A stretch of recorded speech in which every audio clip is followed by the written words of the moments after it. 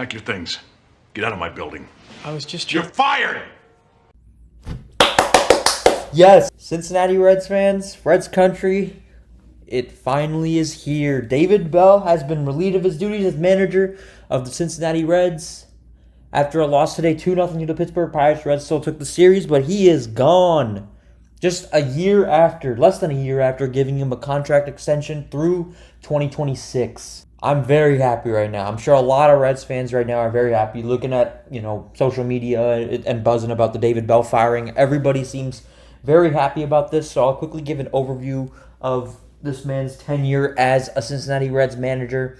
And I'll just tell you why he was fired, because I know a lot of you defendants out there, you guys are going to be really upset about this, but I'm going to give you a taste of what he did for the Cincinnati Reds. So first of all, he 409 and 456 in 6 seasons as manager of the Cincinnati Reds. He had 1 postseason appearance, and that was a 31-29 season, a 60-game season where it took a late season surge. This year, 5 games under 500. He's not 100% to blame. I'm not going to deny that. Nick Krall definitely deserves some blame, and even some of the other coaches, whether that be J.R. House at third base or like anybody. There's a lot of blame to go out, but it starts with this dude. I mean, he was not good at in-game decisions. It's time for a new face, man. I mean, period. I know a lot of people are David Bell defenders in this fan base, simply because the players love him, his team loves him, and that's all true. But I'll transition into that right here. But again, guys, he was not good at in-game decision making. Whether that be with the bullpen, whether that be taking starters out too late, too early, leaving them in. He was known as a player's coach, yes. He did not hold his dudes accountable. I mean, you saw in every post-game interview, he would not hold anybody accountable. He'd just be like, yeah, our guys are trying, they're fighting hard, all that. Pretty much all the cliche things that you say about like a team for a participation trophy. Not for what you're supposed to say for professionals that are underachieving or underperforming. He made a lot of questionable decisions in terms of everyday lineups, substitutions, bullpens. He just could not maximize what we have here in Cincinnati, which is a lot of young dudes that have major upside, man. And I'm going to be honest, a player's coach, that's great and all. I would love David Bell, if I got millions of dollars a year to underachieve and suck at my job. I mean, that comes from holding dudes accountable. These are professionals. I don't care whether you yell, scream at them. I mean, you have no problem screaming at the umpire all the time. If you don't scream at these dudes, how's it going to get in their head? There has to be some accountability, man. Like, there hasn't been. That's part of the reason why I'm glad he's gone. And he just could not maximize what we had here, man. I'm sorry, but actually I'm not sorry. I mean, I'm sorry that the truth hurts you guys, or a lot of the David Bell defenders in this fan base. He was a great guy. Doesn't mean you're a great manager, man. People have to understand, stop getting too loyal to these dudes just because, they have ties in Cincinnati. That's not going to work.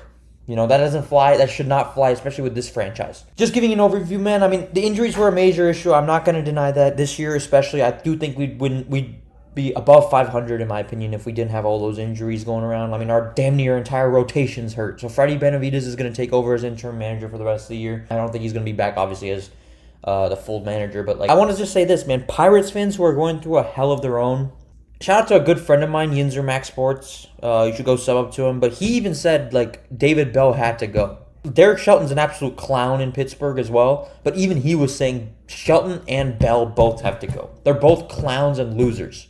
So I'm sorry. Stop defending him, Reds fans, because when the basic fundamentals, look at this Reds team. Nobody runs into more outs than the Cincinnati Reds. And there's not been a more glum manager at the podium than David Bell has been all year and the last 6 years. The only time I've not seen him glum or emotionless is when he's yelling at the umpire. Sure, you're defending your guys. That's great and all. But I've not seen a culture set that exudes a winning environment. So that's necessary, especially with this team, man. Nick Krall said they've not achieved the success that they wanted. Now is the time to do so. And get a dude out there. You get a guy out there who you can bring in and he can maximize the potential of these younger dudes, especially being healthy, getting Matt McLain back, getting our entire rotation back, obviously, with Lodolo, Abbott, everybody. We have a lot of work to do, but it starts with this. This is if you want to change everything in Cincinnati, it starts with the leader. That has to happen.